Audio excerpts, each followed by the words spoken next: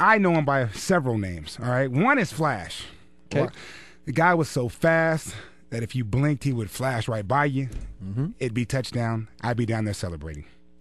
The next... Hold on. How long did it take you to get down there and celebrate with him? Probably like double the time that it took him. Just want to make sure that we got this out he's there. He's just that fast. The second name is World, all right? Yeah. And people call him World because he is and will always be the best in the world at what he did. All right? No one, and I don't care. They always say there's going to be somebody that comes up that's better. No one will be better than this guy. Then you know him by his true name. That's Mr. Jerry Rice. And we also do and the greatest show on earth. Thank you very much. Period. Joining us here on Fox Sports Radio with Derek Deese and Dan Moriarty is the greatest show on earth, Mr. Jerry Rice, 2 weeks away from being inducted with the bust officially into Canton, a place where many said that rookie season. This guy's going to Canton. On his way. He's on his way already. Jerry, how are you, sir? I am doing fantastic. And tell Deese the check is in the mail, man, because that was a great introduction, man. Hey, you know it, dog. That's what I believe, man. I got to pay you for that one, but you know what's up with the dancing thing, man? I don't, where did that come from? That little clip at the end. And they wanted to show that you're not just a football player, that you're an athlete. You're versatile. You're versatile. You got it all, baby. You know. I try to be versatile, though. I really do. But man, I'm looking forward to Canton, Ohio. Hey Jerry, how tough was it getting ready for that dancing? Seriously.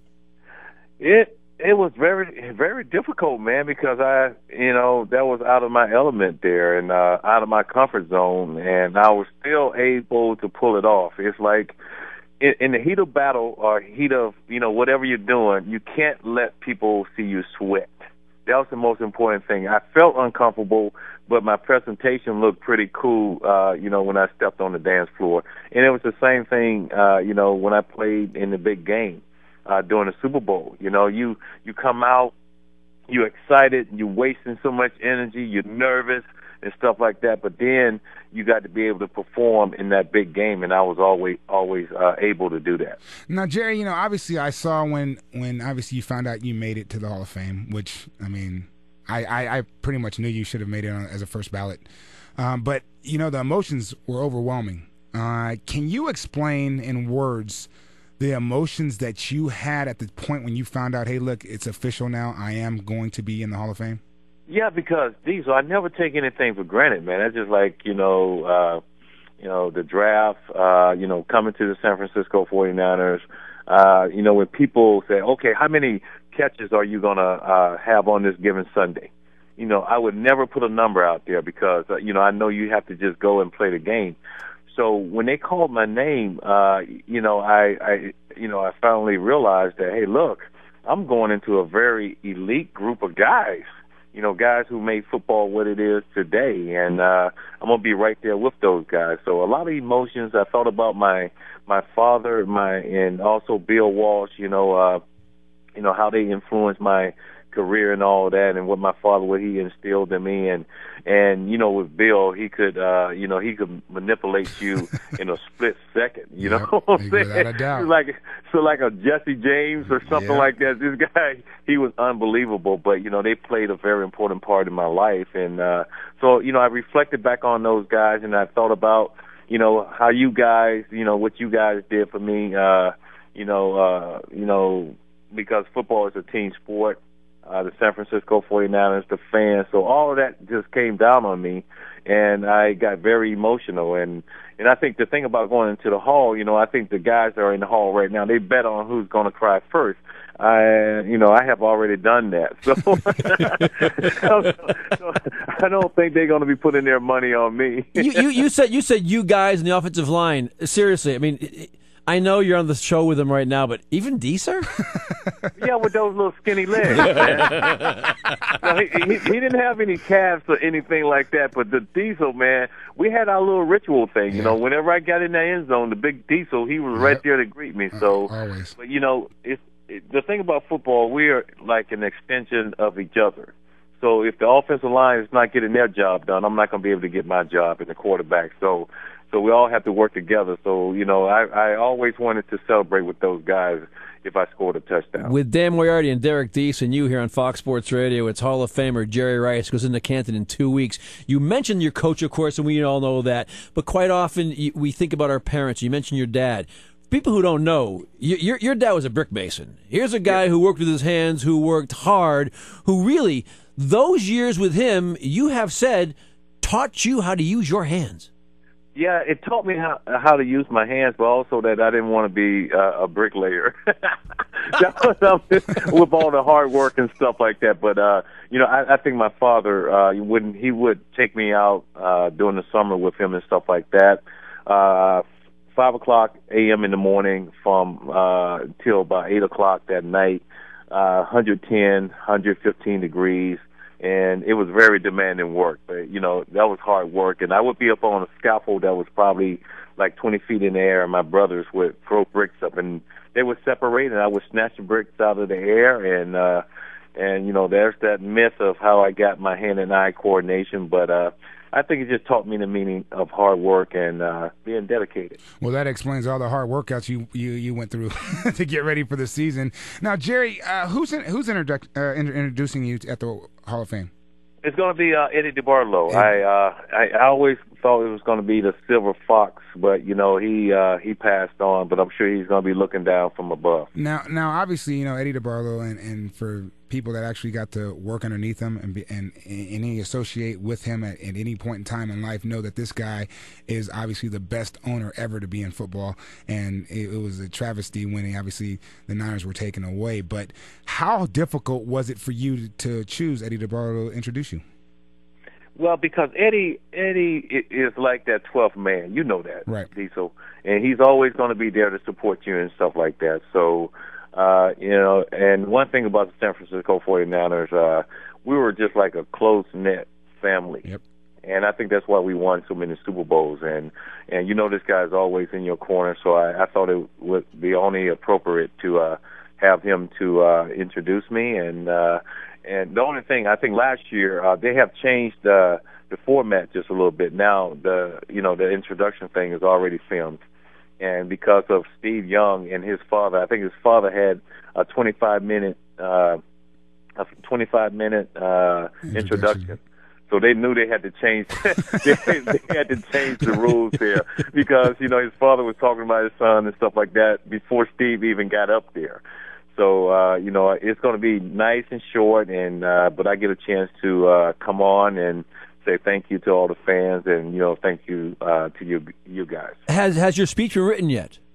Yeah, I got it, and I'm going over my speech and trying to feel real comfortable with it, and trying to pronounce the words correctly because yes, I got a little country in me. I'm from Mississippi, and I want people to be able to understand what I'm saying. But I think if people watch me and what I was able to do on the football field, they know that anything that I say is going to be very sincere and it's going to be honest. Now, Jerry, obviously being out of the game now for so long, we always talk about things that we're going to miss when we leave, and until you actually leave and you're gone for a period of time, you don't know exactly what it is that you truly miss about the game. From your perspective, what is that you miss mostly about the NFL? I think just going to battle with my teammates, man, and bringing so much excitement to the fans on that given Sunday. And, Deese, while you in it, man, you don't really think about it that much because it's happening every year. But, during the latter part of my career, it's like, okay, my God, this is coming to an end. This is something that I enjoyed doing every day, going to training camp early with the rookies, then getting ready for the season and having, having a great season and trying to get to the Super Bowl. So, those are the things that I really miss about football. Was there one thing, Jerry, because I think back to your college days, and of course all these teams, all these colleges passed on recruiting you, and you end up, of course, at Mississippi Valley State. Was that the first, fire in your belly saying, you know what, I'm going to show all these people they didn't see what's so damn obvious? I think the thing, I look back on my career and I have no regrets or, where I went to college and stuff like that. And I always joke around with Joe Montana, Ronnie Lott, all those guys, that they took a pay cut by going to the NFL. With everything that was going on collegiate-wise, with, Joe at Notre Dame, then Ronnie at, USC. But, I think it was meant for me to go to Mississippi Valley State University, and I was able to, accomplish some great things and get to the big stage and just have a exciting career. Now, Jerry, when you look at football as it's being played today, what do you look at and see like the biggest difference besides the paycheck? Obviously that's huge, but besides the paycheck, when you look at the play that's on the field, what's the biggest difference that you see?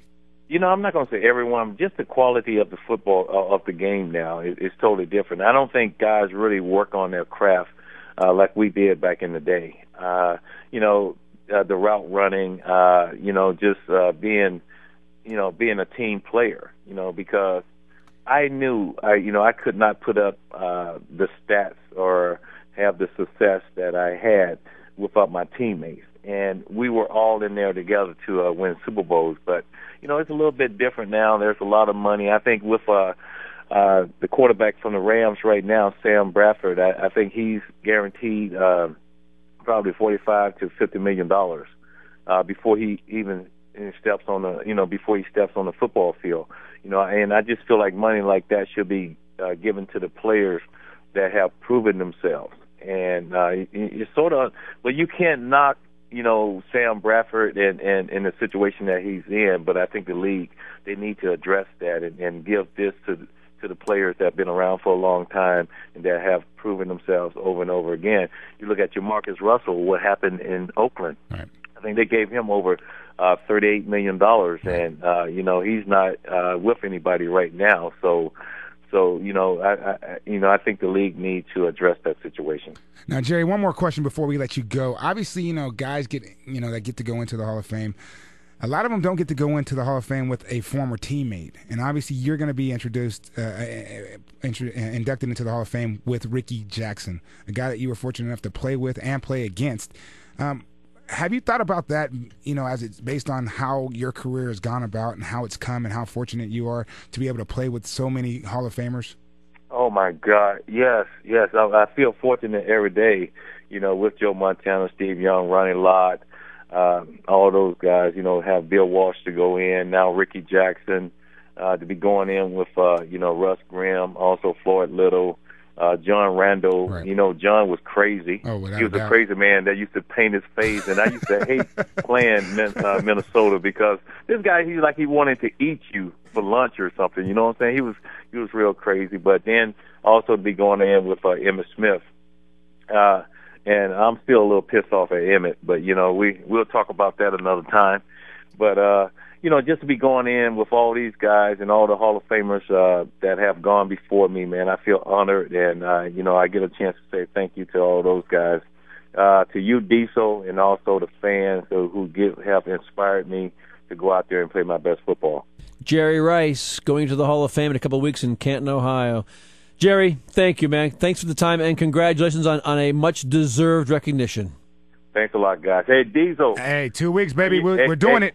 Hey, bring your party shoes. Hey, you know it. Let's do it. All right, man. Hey, take care. Thanks a lot, Jerry. All right.